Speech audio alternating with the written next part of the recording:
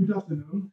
It's my great pleasure to welcome you all to the following public debate organized by the Polish Institute of International Affairs, the Brussels office. At this time, both the approach and the topic itself are very special. We are launching today in Brussels the English edition of the volume entitled Confronting the Holocaust, Documents on the Polish Government-in-Exile Policy Concerning Jews, 1939-1945. With no doubt, giving the opening remarks is the easiest of today's task. That's why at the first place I would like to thank Piotr Długołęcki, who is a scientific editor of the book, the very impulse giver of today's presentation, which will be followed by the discussion. And I'm very grateful that we managed to establish this cooperation at the Brussels level with our Institute's so precious series of the Polish diplomatic documents. And Marek Rodzik, who is an editor of this series and our today's laborious moderator, will, among others, explain what the series is and how this fresh volume is framed within. Worth noting that this publication has already received several key historical awards in Poland, among others, the first prize in the Historical Book of the Year, competition named after Oskar Halecki in the category of source publications, and the first prize in the Foreign Minister's History competition, the best publications promoting the history of Polish diplomacy and Poland, of course. And here, I would like to thank also Agnieszka Bolecka, Director of the Polish Institute here in Brussels, for her support in promoting the volume and the debate itself. Also, I would like to welcome Rafał Szymanowski, Polish ambassador to Belgium. They both are here with us. Thank you for that. But I would like to especially welcome our honorable panelists, the impulse respondents, Frédéric Crayer, director of Auschwitz Foundation in Belgium, Emmanuel De Bruyne, professor at Catholic University of Louvain, and last but not least, Johan Hutemans, who is a researcher at the mentioned Auschwitz Foundation in Belgium. Thank you so much, all, and I refer you also to our gathered in-person public. Thank you for accepting our kind invitation, in spite of the traditional Belgian weather at that time, with that. And I mentioned in the beginning that our today's approach is special. Its discussion today, it's scientific. And as a former academic, I'm particularly grateful that we can have such a discussion with this approach, with this distance, today in times when our institute's efforts has been almost entirely focused on the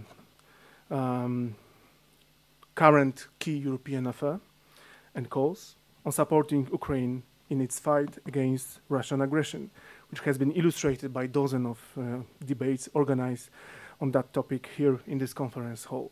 So now I'm giving the floor to Marek Rodzik. I wish us all a fruitful, frank, and fascinating discussion. Thank you all. Marek, the floor is yours. Thank you very much, Łukasz, for this pleasant introduction, and thank you very much indeed for having us here today. In my capacity as editor of the Polish Diplomatic Document Series, I would like to start with some initial remarks on what the series is all about, just to give you better understanding in what way the Confronting the Holocaust volume finds itself in the broader context of the series itself. So the Polish Diplomatic Document Series was founded in 2005 in Warsaw at the Polish Institute of International Affairs to offer an equivalent to other series, to similar series, such as documents on British foreign policy or les documents diplomatiques français. So far, 29 volumes have been published, edited by experts in the history of international relations, which is quite an achievement, I suppose. Each of the volume is supposed to cover 1 year of Polish foreign policy. However, there have been exceptions to that, and sometimes it may happen that 1 year is divided into 2 volumes when a given period is particularly eventful in the Polish history, as the case is with year 1939, for instance. Overall, the premise of each volume is to provide a reader with an overview of Polish foreign policy at a time. But at the same time, the accompanying editions, who are devoted to highlight narrower, more particular field of Polish policy, are also inseparable part of the series itself. You can see that with the Confronting the Holocaust volume, which came into fruition under the scientific editorship of Piotr Długołęcki. And as far as I know, it was most difficult child to bring into the world because it required archival research in several countries. So firstly, in 2021, the Polish version came out. Then a couple of months ago, an English translation came along. And as a result, we have now at our disposal a selection of documents with particular emphasis on diplomatic history, on diplomatic documentation, which deals in a very elaborate, multifaceted way with the Polish government-in-exile policy towards Jews and against the backdrop of the ongoing Holocaust in Europe. But let the scientific editor of the volume speak for himself, so I would therefore like to invite you, Piotr, to tell us more what we can find in the volume and about the new light it sheds on the topic with regard to research conducted so far. Piotr, the floor is yours. Thank you very much for this very nice introduction. I would like to share with you some of my opinions, remarks, comments connected with this volume. I would like to use my presentation, if we can switch it on, because it doesn't work. It's visible. It's visible, not, but I think we should switch the first slide.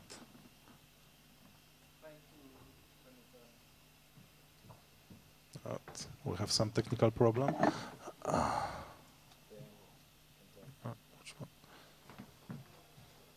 Okay, thanks. Thank you very much.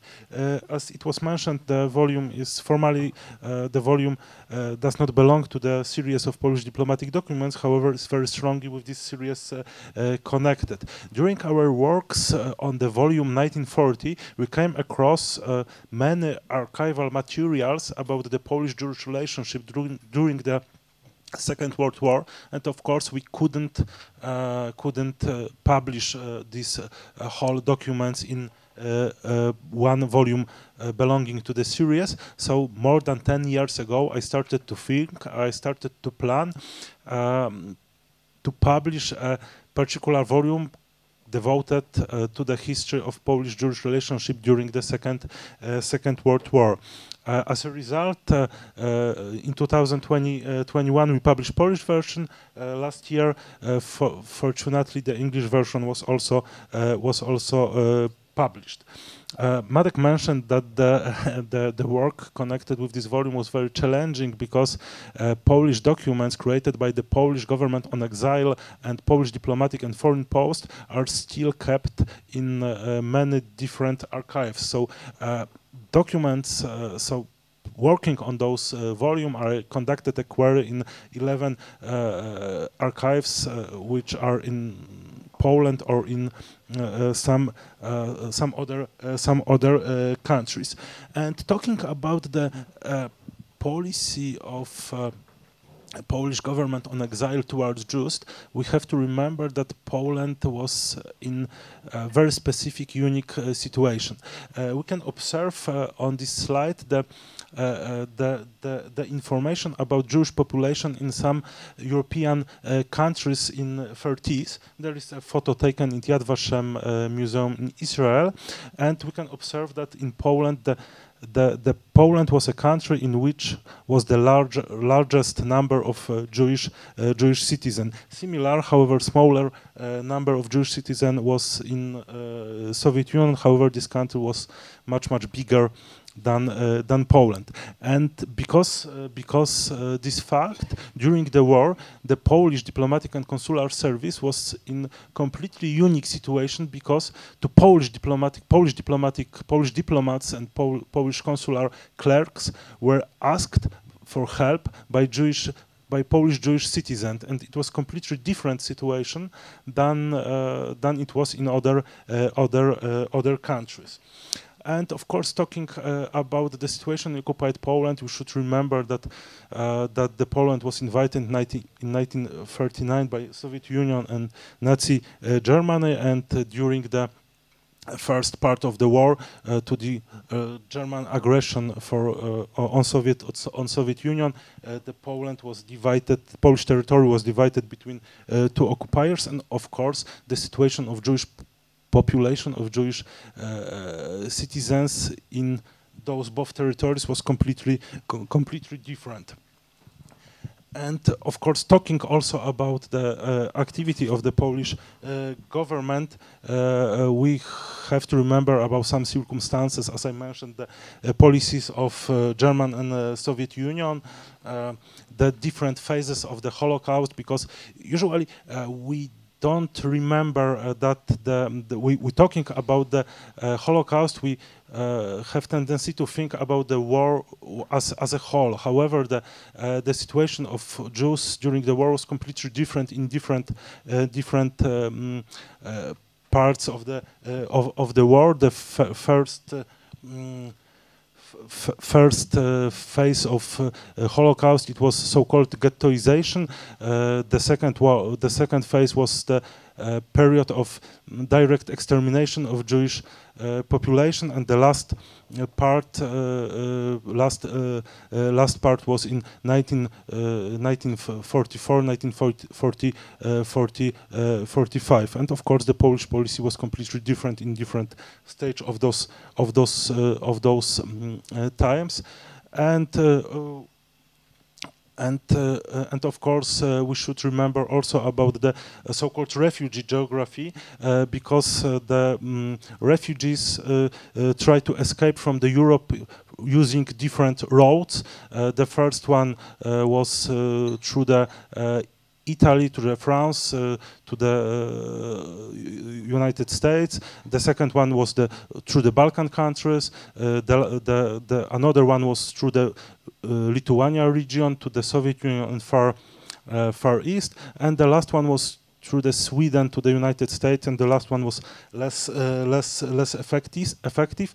And of course, we have to remember that the network of Polish diplomatic posts was completely different on the beginning of the war, and completely different during the on the end of the war, because the German aggression caused the liquidation of Polish diplomatic posts, Polish embassies, Polish consulate, for example, in Yugoslavia, in Greece, in some Western European countries like Belgium, and of course, the liquidation of those diplomatic posts, of course, hammer some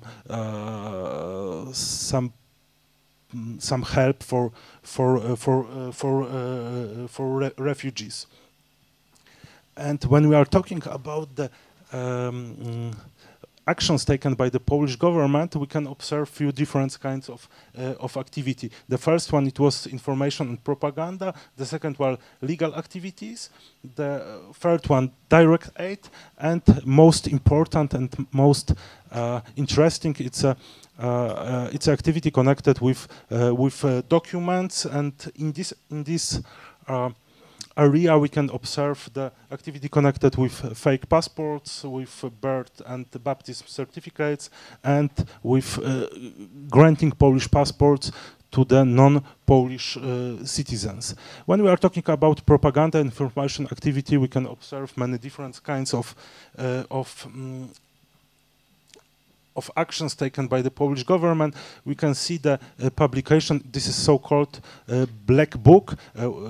There is a document, some photographs about German policy on the occupied territories. One chapter of this publication was fully devoted to the situation of Jewish society in occupied Poland. When we are talking about legal activities, for sure we could mention the revocation of the act of the deprivation of Polish citizenship. We can also observe that the Polish politicians, Polish diplomats tried to prepare plans how about the status of the Jewish minority in post-war Poland, and of course there is also an activity connected with gathering evidence to punish war criminals after the war. And we can observe the circular by Polish Foreign Minister August Zalewski, issued just 2 days after taking post of the foreign minister, and he decided to revoke the law, the act of the deprivation of Polish citizenship. And of course the aid activity was different when we are talking about the situation on occupied territories, and of course different when we are talking about Jewish refugees who managed to escape to the Allied or neutral countries. And talking about documents, first of all, I think that the most popular issue, the issue connected with passports of Latin American countries. There is activity of Polish legation in Bern. The Polish clerks tried to prepare a passport for Jewish citizens. Sometimes we call those passports as a fake or false. Formally, those passports was real, were issued by the South American diplomats, but of course the new holders of those passports were nothing to do with the state of their new citizenship. Of course, very important activity was also connected with baptism certificates, because many countries on the world implemented some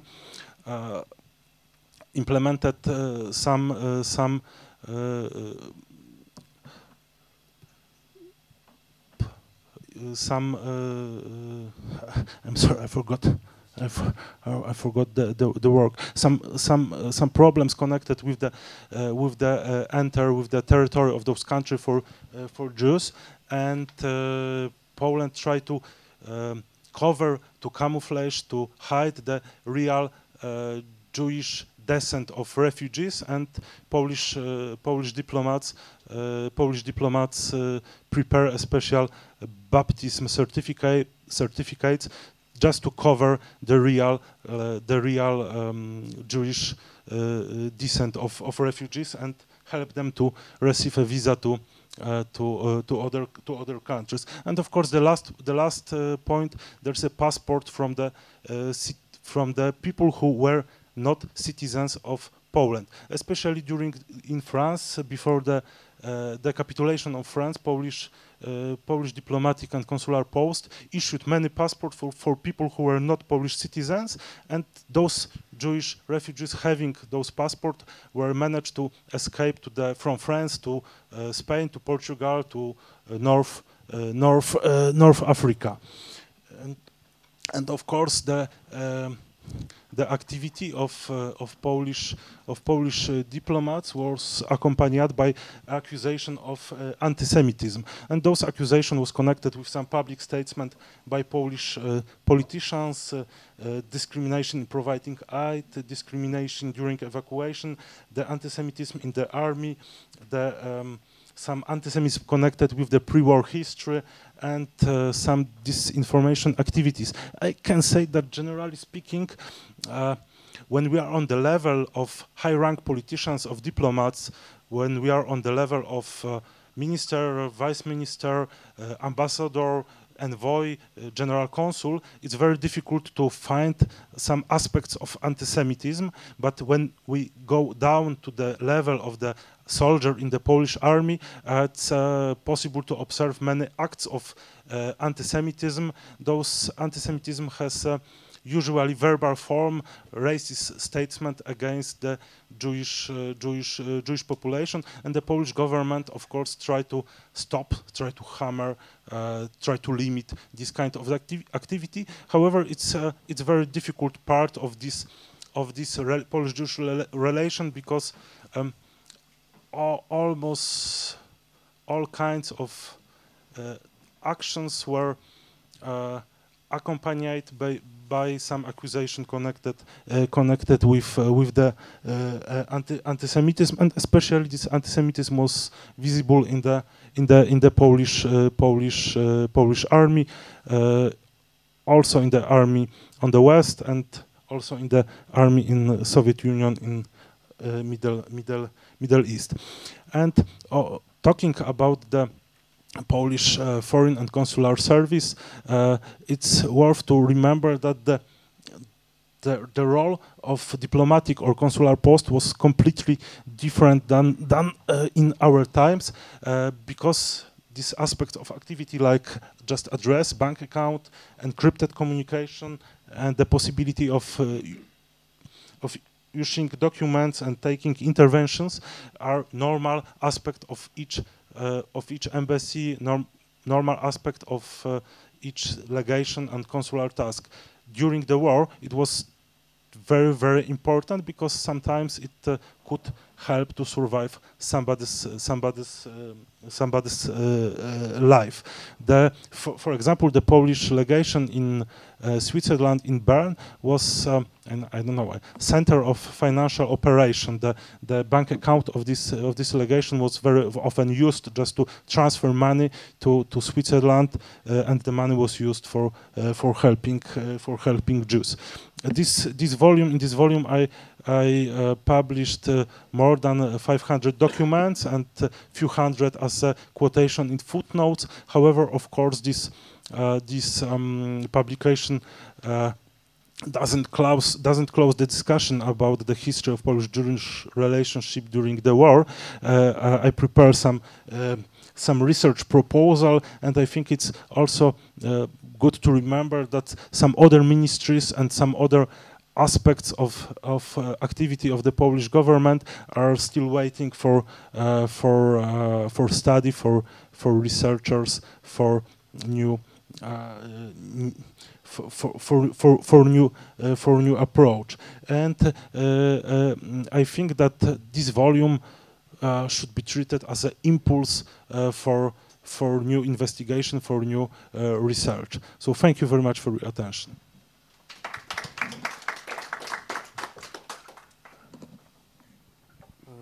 Thank you very much, Piotr.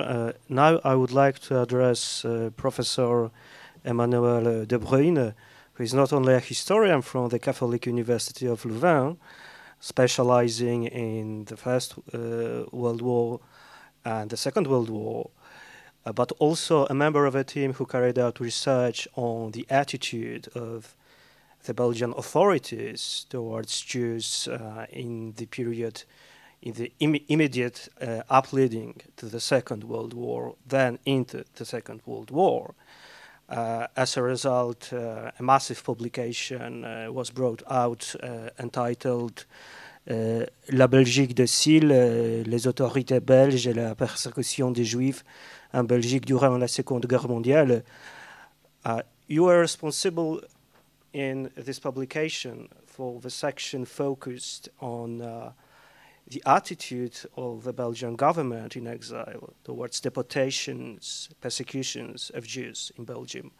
So I would like to ask you, what are your initial conclusions, remarks, after comparing and contrasting the documentation of the both governments operating in exile, the Polish one and Belgian, and I suppose that you would like to focus especially on the Belgian government, as this is your area of research.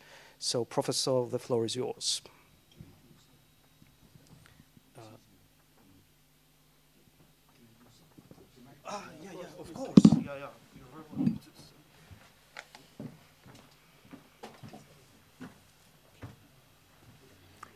Thanks a lot.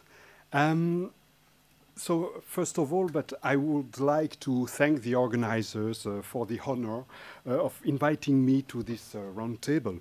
I would like to react to the publication of this remarkable collection of documents relating to the action of the Polish government in exile by referring to its Belgian counterpart, also in exile in London. I must briefly recall what the Belgian government in exile was.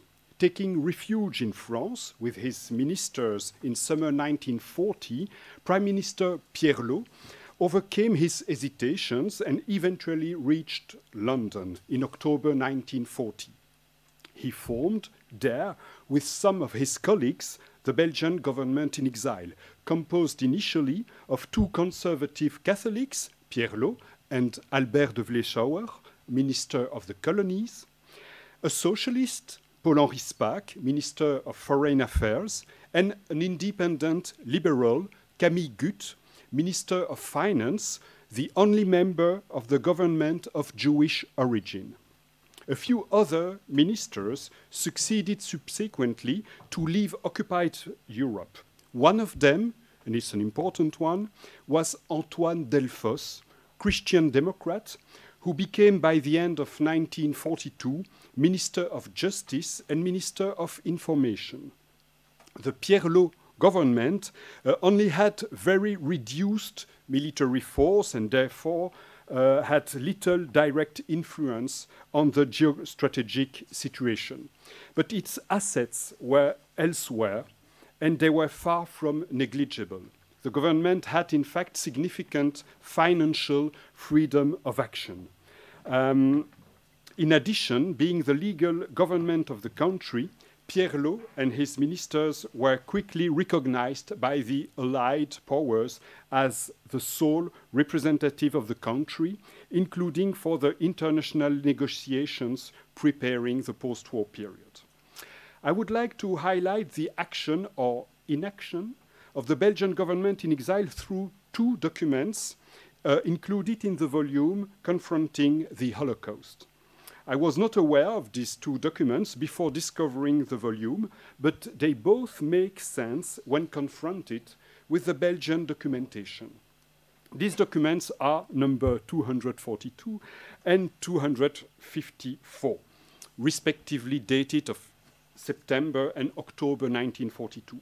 They appear at a time when more and more news about the roundups and deportations of Jews in France by the Vichy government was reaching England, including the Belgian and Polish government in exile, as well as the first information on the existence of extermination camps and a rising amount of information about massacres of Jews in Poland and elsewhere.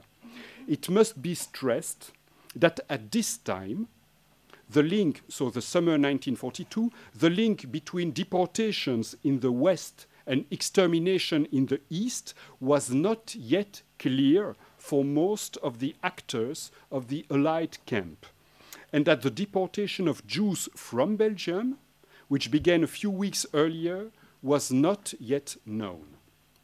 So document 242 is dated of the 12th of September 1942. Following the information about the arrests of Jews in France, Minister Jan Stańczyk, Minister of Labor and Social Welfare, asked the Polish diplomacy to protest about the Vichy government to the USA, the Vatican, and the neutrals, and to require them to intervene in favor of the right of asylum for Poles in France. Stańczyk expressed the fear that the arrests would start with Polish Jews and would one day extend to all Poles. He felt that the British, the USA, and the Belgian government, because of the Congo, which was not occupied, as well as the Latin American countries, should be asked to grant residence visa to the threatened people. Following on the previous one, document 254, dated of the 1st October 1942, depicts a step taken at the request of his government by Stefan Glaser, a Polish envoy to the Belgian government in exile, concerning the evacuation of Jewish refugees from Vichy France to the Congo.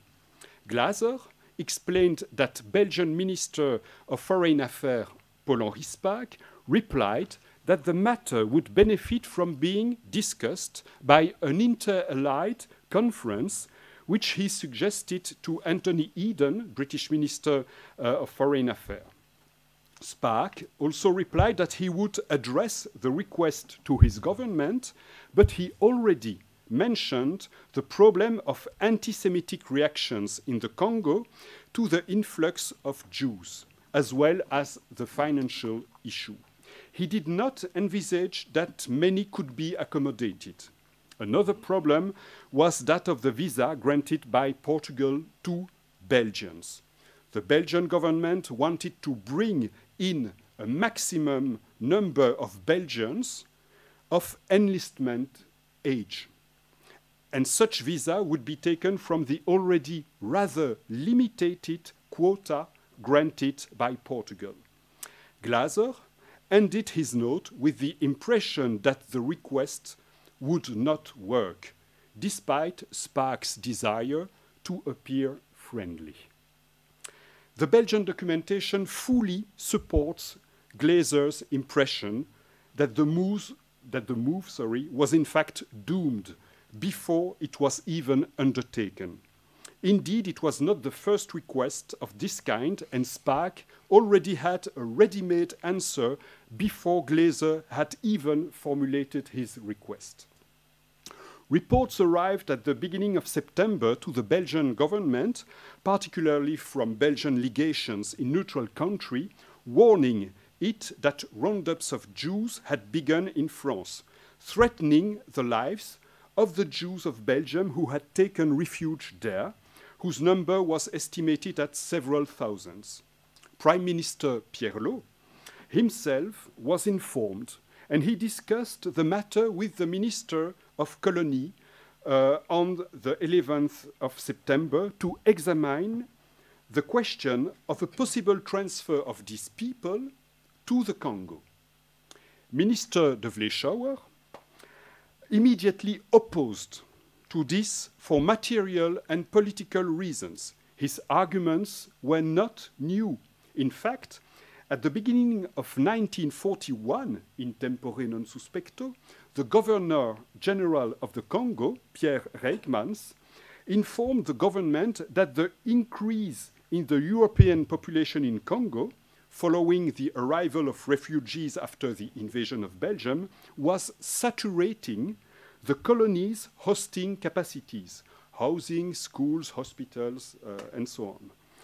Reikmans also feared that the arrival of many Jews would lead to an explosion of anti-Semitism in Congo. On this basis, the government chose to grant Congo visa only on an individual basis, never collectively. In practice, the granting of individual visa ran more often against the administration of the Ministry of Colonies than of the Government General, Albert de Vleeschouwer being very reluctant to the arrival of Jews in the colony. The obstacle to the entry in Congo was therefore not new and was based both on a material reality, the lack of infrastructure, and on the political reality of de Vleeschouwer's anti-Semitism, which did nothing to overcome the material difficulties. The other ministers were not opposed, in principle, to receiving more refugees in Congo, including Jews, but they preferred not to insist and looked for loopholes. On the 11th of September, after this unsuccessful discussion with de Vleeschouwer, Pierlot asked Spaak, his Minister of Foreign Affairs, to request the Latin American governments about the possibility of obtaining visa. Confronted to this situation, Paul-Henri Spaak decided to give priority to Belgian citizens. On the 15th of September, he instructed the Lisbon legation and the Belgian offices in France to stop granting Belgian passports or visa to stateless people, meaning Jewish refugees. Priority should be given to Belgians, people of Belgian nationality, be Jews or not. However, the very next day, several intercessions, notably British, asked the Belgian government to help Jewish refugees in France, including by granting visa for the Congo, which would not be used, the main thing being for the beneficiaries to arrive in Lisbon, to get out of Vichy France. Glaser's request of the 1st of October was thus not the first of this kind. And it came at a time when the Belgian authorities had already been confronted with other requests in this sense and had prepared a response.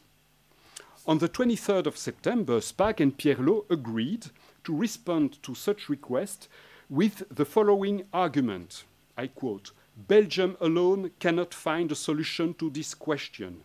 If everyone does not work together, there is nothing to be done." End of the quote.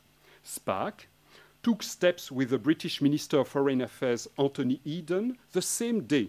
He asked him to facilitate the departure of Belgian Jews from France, given the arrests, and thus to save their lives by relaxing the rules for entering British territory. For the others, what Spaak asked him was not so much a question of finding a solution than finding an excuse to be able to answer to the interventions that after consultation with the partners, no solution had emerged. According to the British Ministry of Foreign Affairs, Spaak was satisfied, I quote, if he could say that all the Allied governments had consulted together and had come to a negative conclusion, end of the quote. During the following weeks, in spite of the increasing amount of information about the extermination of the Jews and soon about the deportation of the Jews from Belgium, the position of the Belgian government changed very little. It can be defined as follows. First, to deliver to the public opinion the official message that Belgium had always condemned anti-Semitism and had done much to welcome the Jews before the war, and that the only solution to anti-Semitic crimes was the Allied victory against the Nazi regime. Second, to deliver to the diplomatic sphere that Belgium alone could do nothing, and that only a collective political solution could be found to the refugee question. In the facts, Belgium eventually always stood behind conferences and collective declarations. Actually, a certain relaxation of visa for the Congo was granted at the beginning of 1943, perhaps as a result of the revelations on the Holocaust and the grand declarations condemning it at the end of 1942. However, only a few dozen Jewish refugees probably benefited from it. The Belgian government remained very reluctant to take the slightest risk on the issue. The only minister to show initiative was Antoine Delfos, Minister of Justice, who arrived in London at the end of 1942. He was the only one in the government who had lived in occupied Belgium and was therefore probably more aware of the persecution of the Jews. Delfos proposed in April 1943 to make a radio statement targeting a Belgian audience, occupied audience, condemning the crimes against the Jews in Belgium and condemning the Belgian citizens who would collaborate to them. The government initially refused his proposal, but finally agreed to it only in the following September 1943. After the news of the deportation of Jews of Belgian nationality from Belgium had reached London, as well as of the news of the attack of the 20th convoy by Belgian resistance fighters. However, Delfosse did not wait for this moment to engage in another form of action. As minister in charge of the Sûreté de l'État, the state security, the Belgian Secret Service, he used the Belgian resistance networks to provide financial support for clandestine aid to hidden Jews, thousands of them. This case study and this little perspective were not intended solely to compare the actions of the Belgian and Polish government in exile, even though it shows that whereas the first was more passive than the second. My few words on the action of Minister Delfosse were, however, necessary both to add nuance to this rather negative view of the Belgian government policy when confronting the Holocaust, and to show the importance of the concrete experience of the Nazi occupation, which Delfosse had known, in the capacity some exilees had to understand the situation on the ground and to elaborate solutions. This case study was also an opportunity for me to highlight the possibilities opened up by the volume Confronting the Holocaust. Not only does it shed light from the inside on the policy of the Polish government in exile confronted with the Holocaust, but it also offers to put the policy of its partners into perspective and in turn to allow studies on them to shed new light on the policy of the Polish government. Such a publication of selected documents could have led to yet another exercise in national self-justification and in instrumentalization of history. We can only rejoice that this is not the case and that this initiative offers, on the contrary, multiple possibilities for transnational cross-fertilization at a time when critical history is more than ever necessary for the construction of democracy, and at a time when the misdeeds of the nationalist appropriation of the past are increasingly felt to the point of participating in the return of wars of aggression on European soil.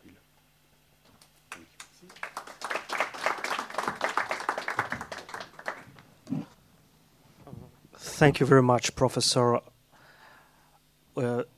Up until now, we have been talking predominantly about diplomatic history, but the Confronting the Holocaust volume is not confined only to the diplomatic documentation. And today we have here with us Frédéric Cray and Johan Putemans, who represent the Auschwitz Foundation, whose primary objective is education and research on Nazi crimes and genocide. So, of course, history should not be treated as separate, watertight compartments which not have connection with one another. So what are the views of the researchers who treated Holocaust in more general manner on this volume? What sparked your interest? Could you go first, Director Cray? Thank you very much. Thank you for two reasons for inviting me, and thank you for this wonderful book, because that's what researchers need. Having nice archives, it's fine, but making them accessible with historical background and notes, it's even better. And that's what this document is nowadays. I've been searching a lot since some years about the two places of extermination called Chelmno, SS Sonderkommando Kulmhof, Chelmno nad Nerem, and Sobibor, SS Sonderkommando Sobibor. My colleague Johan Putemans will continue on what I will start, because he will speak more about Beugets, SS Sonderkommando Beugets.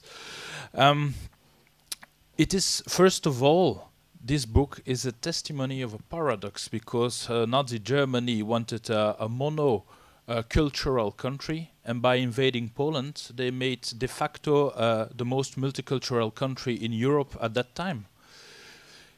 You already mentioned the huge amount of Jews present in Poland at that moment. 3 million would be destroyed during the Holocaust. And a lot of them passed away, were assassinated in Chełmno, which was more to see as a more local solution of the Jewish problem of the Nazis, and Sobibor, which is to place in a bigger system of extermination centers in the so-called Aktion Reinhardt.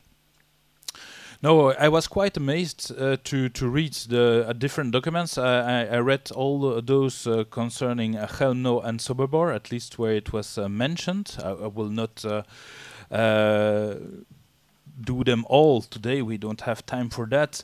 But some documents, especially concerning Chełmno, are very interesting because I was amazed about the luxury of details that the Polish states, the Polish representatives in London could have, thanks to reports from the Bund politicians that sent a document on the 26th of April 1942. It was sent with all the details of extermination in Chełmno, with the little castle, the gas vents, which was the specificity of this place. I had already some point of comparison with the Grojanowski reports. Just to remember, this was Mr. Grojanowski. It was not his real name. It was Szlama Ben Wiener. He escaped. He managed to escape from Chełmno, and he was interviewed by Emanuel Ringelblum in Warsaw. He did a full report of what he had seen in Chełmno. For if you maybe you will not understand quite good why I'm so amazed that this information is was in this book known by the Polish state representatives. Cheers. It's because for the Germans, for the Nazis, this was a geheime Reichssache. Nobody was too new about it, so that people on the other side of Europe could know about it this early, April 42. Aktion Reinhardt started on the 17th of March 42. More or less. The activities in Chełmno started on the 8th of December 1941. It is quite early that they were already that aware of what was happening in Europe. Mr. Grojanowski, Szlama Ben Wiener, managed to escape. He made his report to Emanuel Ringelblum, and he was unfortunately recaptured by the Nazis, and so is the end of his days in Belgium. So he was one of the very exceptional fates that had passed some time in 2 extermination centers. Other documents were very interesting. So the document I mentioned here was number 181. Number 221 was one of the Ministry of Internal Affairs to the National Council. They mention the other details about how they managed to destroy Jews in SS Sonderkommando Kulmhof with the gas vans, going to the woods 4 kilometers away from that, and burying the corpses, the bodies, into the wood. About Sobibor, there are less details. It was Sobibor is more or less mentioned always with Bełżec and Treblinka as being part of Aktion Reinhardt. We have also a very interesting policeman account, and most of the references to Sobibor are mentioned with the destruction of the Jews of the big ghetto in Warsaw during the Große Aktion. It was the summer of 1942. I was quite amazed also by the number 285, 24 November 1942. There was a report by the government about how many Jews were more or less exterminated in Poland at that time. So November 1942. And they mention a total number of Jews murdered in Poland since September 1939 exceeds 1 million, which is not far away from what happened in reality. We have nowadays, we know about the Höfle telegram. This was a document that was rediscovered in the 1990s in the Kew archives in Great Britain, where the extermination numbers of Aktion Reinhardt were mentioned. About in total for Kyle Lublin Majdanek, Bełżec Sobibor Treblinka, 1.2 million Jews exterminated. They mentioned 1 million in the document of November 42. Höfle telegram was the état des lieux at the end of 1942, because the document was Höfle telegram was from the 11th of January 1943. So it was not bad.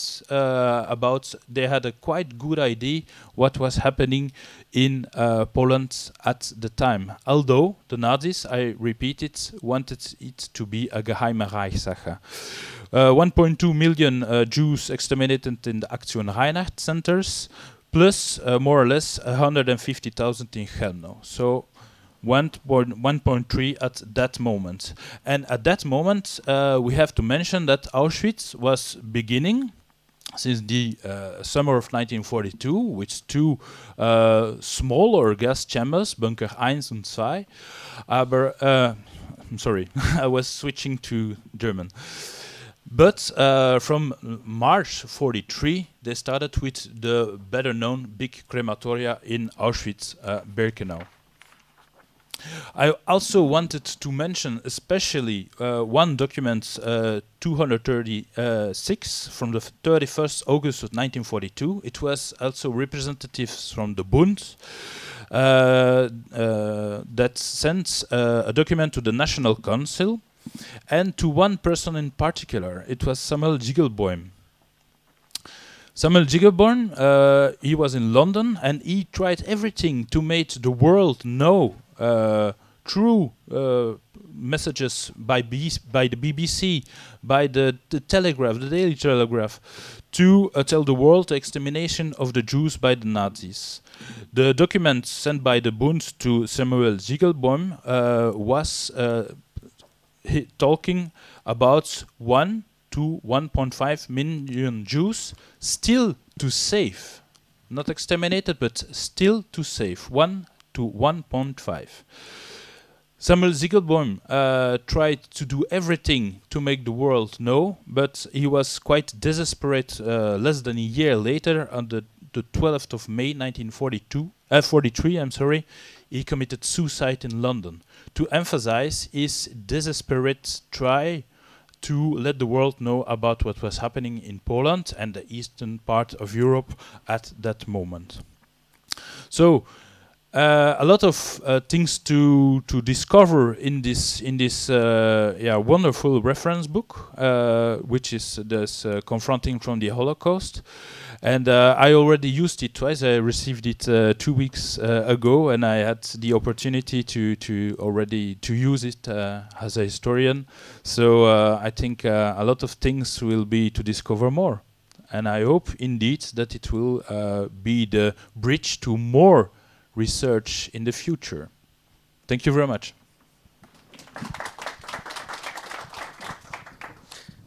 Thank you very much, and now it is your turn, Mr. Pietermans. What are your observations on the Confronting the Holocaust in terms of your area of research? The floor is yours. Okay, thank you. So first of all, when we received the book a couple of weeks ago, it was very important when we started to get our preparation to see what will we tell about this book. I think everybody can agree that we can't read this book just as a novel. I think it is a book that you have got to consult all the time. And this is the main topic I would like to discuss here. As my colleague Frederick already mentioned, it is something to use, and I would like to continue on how we, from some weeks ago, we were looking how can we use this extraordinary book with some very interesting documents in one of our projects. So, and one of them that is very important for me, because I'm the one who is guiding when we are making a study trip. It's at WWII. WWII is, as Frans Suchomel once said, is a laboratory. So that's where everything started concerning Aktion Reinhard. So, and I think that now I can mention every year we are organizing a study trip to Poland. It's called On the Traces of the Shoah in Poland. Just some few words about it. So it's a study trip of about 8 days. We are arriving at Warsaw, and in this ID we want to visit the 5 other extermination centers besides Auschwitz. So we are now, since 1980, we are visiting annually Auschwitz, but it was the idea to have another study trip to those other places, as I can mention, and Frederick already mentioned Chełmno, Majdanek, Bełchatów, Sobibór, and Treblinka. So this is where it was a very important book for us to use. I would like to give an example. We were contacted by a person living in Liège, and she had postcards sent to her family who was in Poland, who was in the ghetto of Warsaw. And this is important for us to give a study trip a face, a name, a history, suffering, and all those things, so that we are not only presenting facts.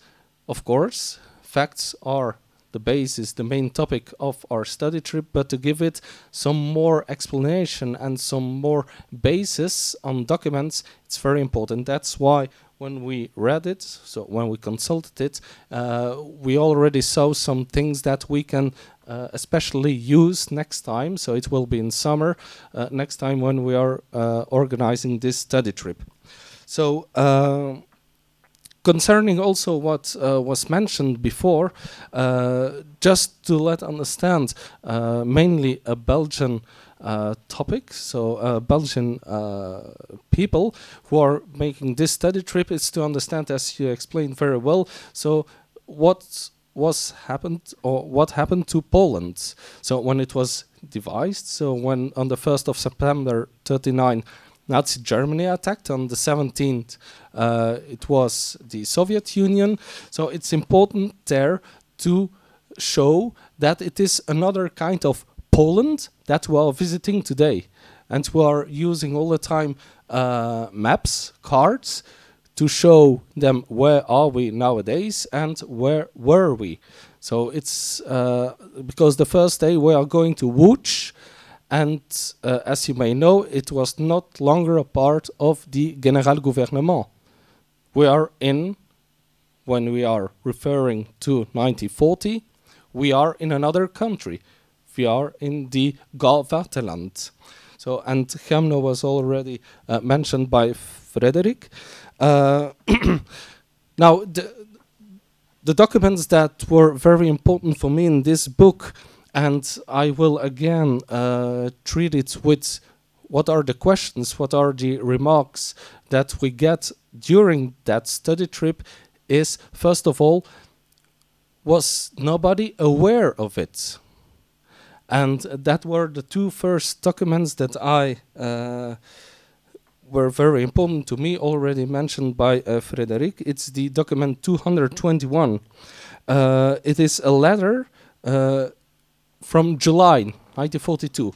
And again, I would like to make the comparison. In July, it is the extermination to Treblinka. And in the annex, which is very important, the annex from the 16th till the 21st of March 1942, you have got to understand when we are visiting Lublin, we are visiting the former ghetto, we are going to the Theater NN, we are visiting also the yeshiva, Chachmei, and we are visiting the old cemetery. And there, the next stop that we are going to, because we're always first treating a ghetto and after it the killing center, it will be Beaujets. And they're very important in this document. So from the 16th, you have got to understand that from the 17th of March 1942, Aktion Reinhard started. That's when the first convoy with Jews from Lublin were deported to Beaujets. And in this document, it's very important, and that we will use also to let people know, let people understand that, yes, there were documents, it was already new. So that's something we get sometimes is the old German phrase, wir haben es nicht gewusst. So no, so in those documents, when I can read, some of the Jews were transported to the Travniki camp and the rest were sent to the Beaujets camp. In camps, Jews are put to death by means of toxic gases.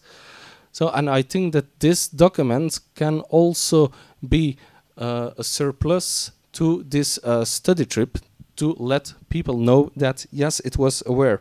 Another document is the document 285. So it's the report of the government on the situation of the Jewish population in Poland. I have got 15. So very important when I read over there is those surviving are sent to special camps at Treblinka, Beaujets and Sobibor. So what we are doing during this study trip is retracing history, but it's also on this moment give it more a face about what is new, what was new, and what is discovered till today. So the other one that is very important for me to when I read it, so the firing squads, electrocution and little gas chambers, an electrocuting station is installed at Beaujets camp. So this will be further on to discover and to make some research on it. Just to, I won't take all time, but so during this study trip when we are going, okay, it's not always easy to retrace every place, or else we have got a study trip of about 1 year. So, but on 8 days we are traveling through Izbica. So, and also the document that I found, it's the annex of document 221, and it will be very important to mention it in situ when we are going through Izbica, is there is no doubt that the Jews from Izbica are also transported to the camp of Beaujets. So again, another facing history by documents that, yes, everybody was aware, and that we can on the spot use documents to make it, let us say, more concrete. The last one that I would like to mention, no, sorry, before the last one, is so as Frederick already mentioned, when we were visiting the first day Warsaw and the ghetto, we are retracing, it's about a walk of about 4 hours that we're doing through the ghetto, and we are ending that day near Polin. And those who might know, there is nearby a little memorial on the street for Shmuel Sigielboim. So, and this is also important. So, why? And it's always to find a connection with Belgian people traveling with us after the attack of Poland by Nazi Germany. Shmuel Sigelboim was hosted here in Belgium, and he kept a very important meeting for the Belgian Workers' Party. And here important, but of course this is the connection that we have got to make through this study trip. It's not to reveal everything from the first day on, but here the letter which was wrote to him by the Bund on the 31st of August 1942 is trains depart to camps in Treblinka, Bełżec, Sobibor. So near Włodawa, a town that we are also visiting. The last document that is important for me when that I will use when I'm guiding at Bełżec is a document 296. It's from the 9th of December 1942. So where we can read, and this is very important concerning documents and chronology that we have got to use during the study trip to let people know that there were phases. Not everything was immediately planned. And this is very important for me when I read. So a camp was organized in Bełżec, where in the course of March and April 1942, the Jews from the provinces of Lublin, Lwów, Lviv, Lemberg, and Kielce, to the number of tens of thousands, were exterminated. Of Lublin, 30,000 Jewish inhabitants, only 2,500 still survive till this day. What's important for me by these documents is to show that the first phase of Bełżec was from the 17th of March till the 14th of April. We are explaining this before Christian Wirth is going back to Berlin to get new assignments, namely to enlarge Bełżec. And by this document, it's very important to show that there were those phases and that not everything was immediately planned, and how we are or how we can visit Bełżec nowadays, that no, there was a whole evolution which was made. And last thing, this letter was written on 9 December 1942. When we were following the late former historian and researcher Robert Kuwabek, just to say that the last transport arrived in Bełżec on 12 December 1942. So we have got a document which is very close to a fact already not known at that moment, but that Bełżec was about to close due to mainly most of the Jews from Lublin and Lemberg, Lwów were killed, and certainly because after following the Höfel telegram, 434,508 exactly people were killed, buried on the place, and as to say, Bełżec was full. So I think I can end by this. So thank you, and I can assure you that it will also be used during this study trip, where we are putting the accent to study trip. And I think it can be very important when we can put documents against it. Thank you.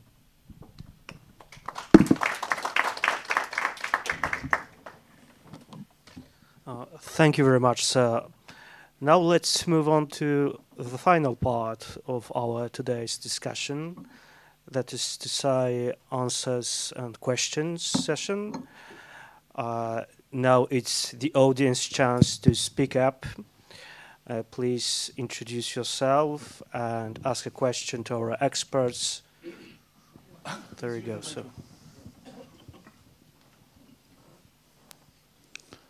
Yes, my name is Frank Schwalberroth. I'm one of the founders of German Greens and the first Green member of the European Parliament, therefore I'm here in Belgium. And when I was 10, I had the first confrontation with what you've discussed, because our neighbor was arrested east of Hamburg. He had married his widow. He lived under a wrong name, and it was the last commander of Auschwitz. Therefore, this question accompanied my whole life. And I have one question and one remark. First, my question is, the government in exile, which officially existed up to 1990, were there Jewish members of the government or civil servants linked to this government of Jewish background?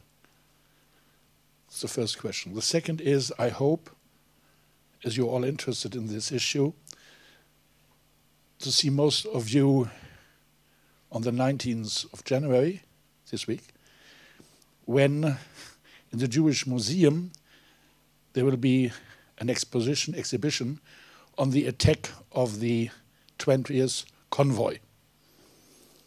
Because you were too modest when you spoke about it. You should have said that it was the very only attack on a train to the concentration camps in the whole of Europe. The only attack, and it was 2 Belgians and 1 Moldovan. And to finish, Juri Livcic, who was from Moldova, possibly he was one of the most charming people, according to people who met him. And therefore, on his last birthday, we went with a group of friends to his grave, which is just beside the building of the Belgian television RTBF. And we had a party there with flowers to honor his 105th birthday.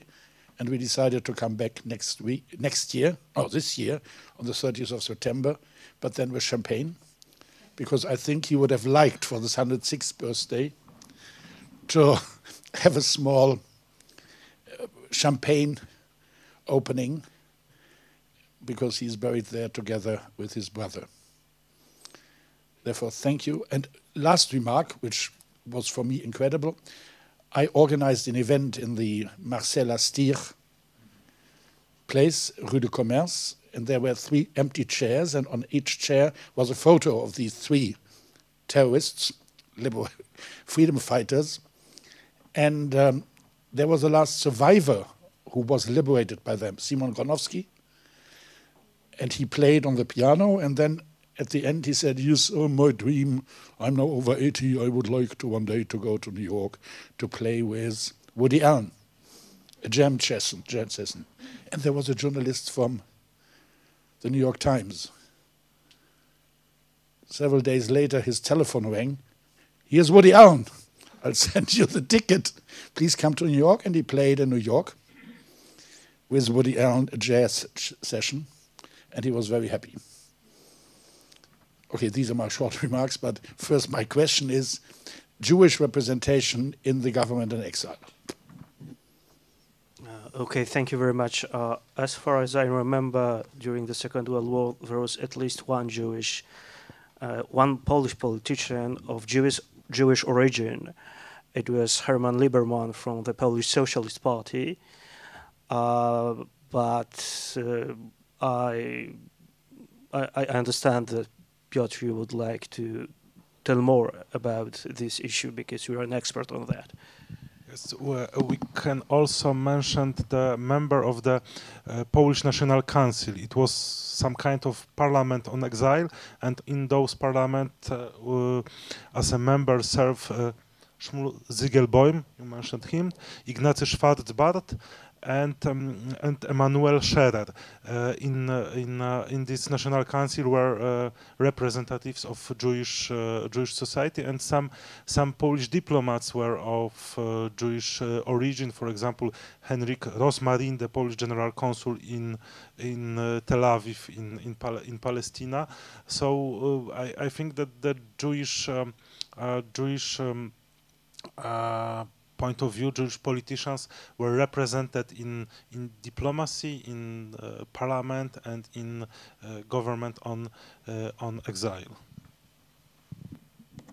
And maybe only one additional remarks. Yeah, of course. Yeah, if I can add about the Belgian government in exile, one of the ministers was of Jewish origin, Camille Gut, and he was constantly attacked by the far-right press before the war because of his Jewish origin. And what is absolutely astonishing is that, well, actually, in the archives, we still have the whole correspondence of Camille Gut with one of his very close friends who was in post in New York. And this correspondence is really like a diary. And he never write anything about the Holocaust. Nothing. Absolutely nothing. It was like really completely denying, hiding, or I don't know, his own Jewish origin. And actually, he absolutely did not intervene in the whole story about the action or inaction of the government in exile. Belgian and Polish government exile. Were they in contact? Yeah, they had contacts, yes.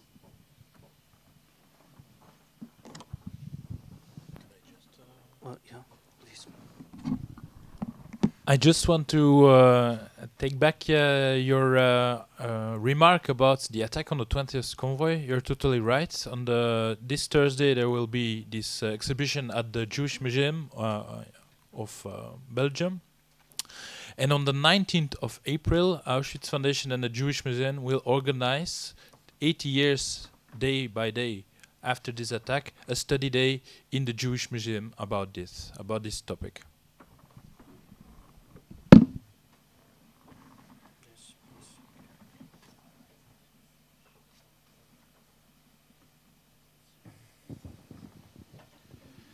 My name is Miguel Diaz. I'm retired, worked in the past with the State Department. First of all, congratulations on this initiative. I agree with you completely that it's important to get this material out when the Holocaust and everything relating to it is subject to being distorted by many, including many of our enemies.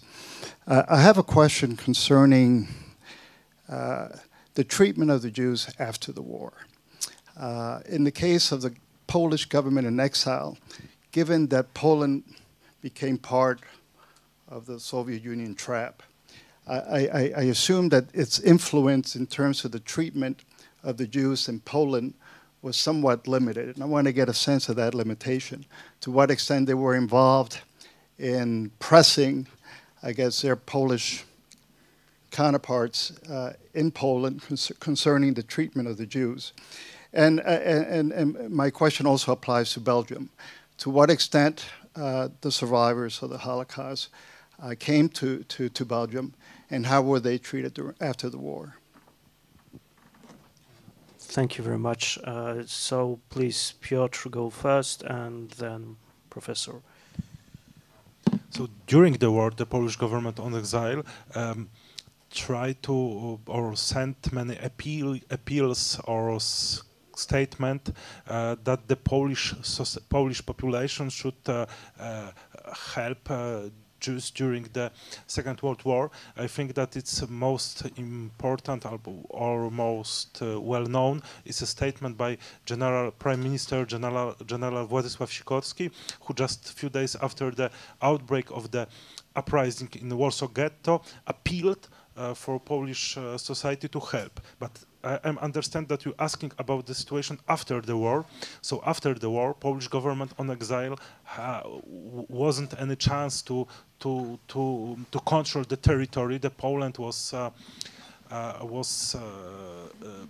in a sphere of influence of Soviet Union, and the government, communist government on Poland was completely dependent on Moscow, on the Soviet Union. So government on exile didn't have any chance to react on the situation after the war on the territory on Poland.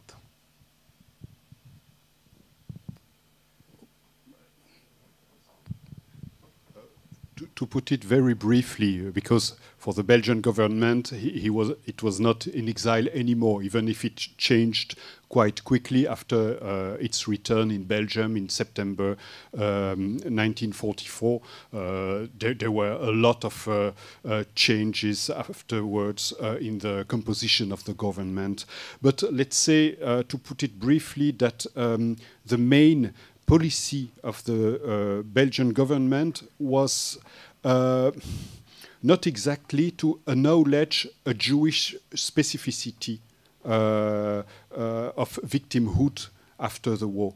So during the whole war, it was like that before, and also for the Belgian government in exile. And after that, there were two categories of victims: the Belgian citizens and the foreign citizens. And so it went on after the war.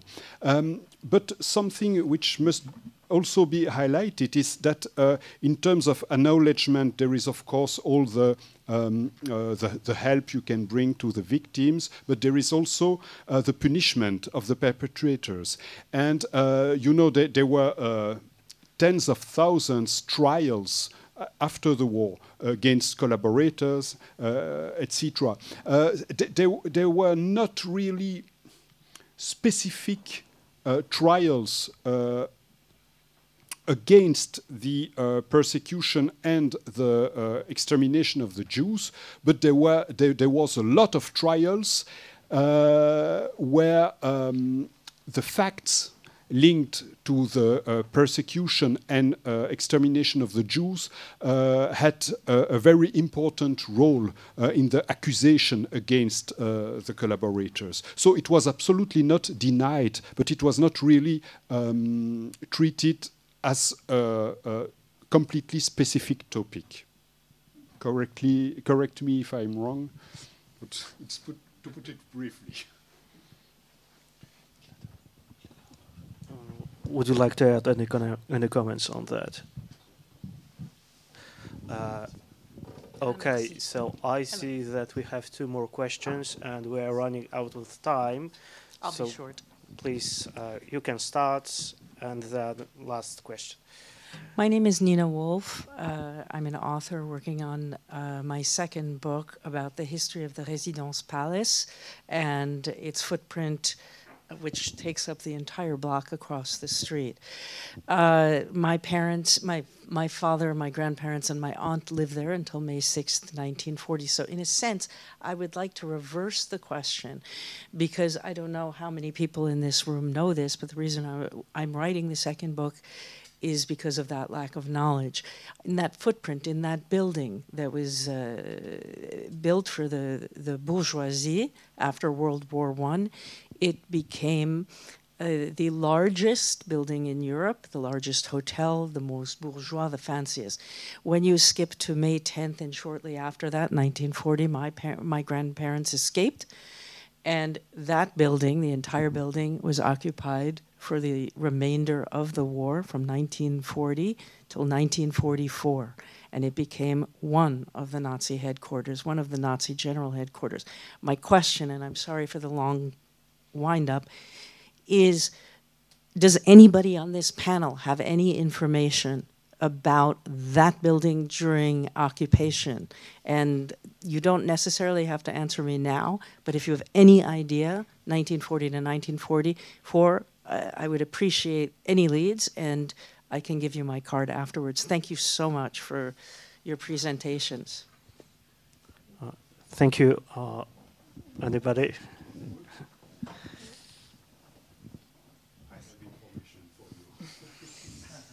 So my name is Françoise Deville. I'm half Polish and half Belgian. I'm surprised that you never talk about the king here, because something happened with him too in Belgium. Beside that, I just want to congratulate two departments in Poland, because to make short, I discovered that my mother was Jew after she died. So I had and she was under a false name. So I had to find everything of her story.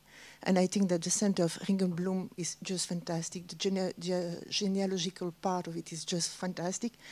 And there is one man in the archives of the city of Warsaw, which just is a king, just because he really helps a lot the people. And these two things, I think you should really help them because they're making a huge work. So it's not a question, it's a congratulation. Okay, so thank you very much. I think that it is time to wrap up our discussion. It is also my pleasure to notify that there is an opportunity to buy either a Polish or an English version of the volume at the back of the conference room. I hope that you now feel encouraged to look into the volume.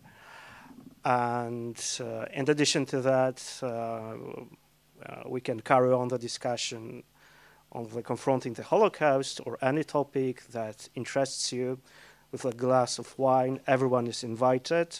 So I would like to thank all the speakers for the time and the audience for coming and participating. Thank you very much.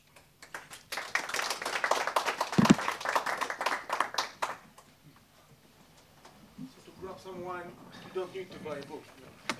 No.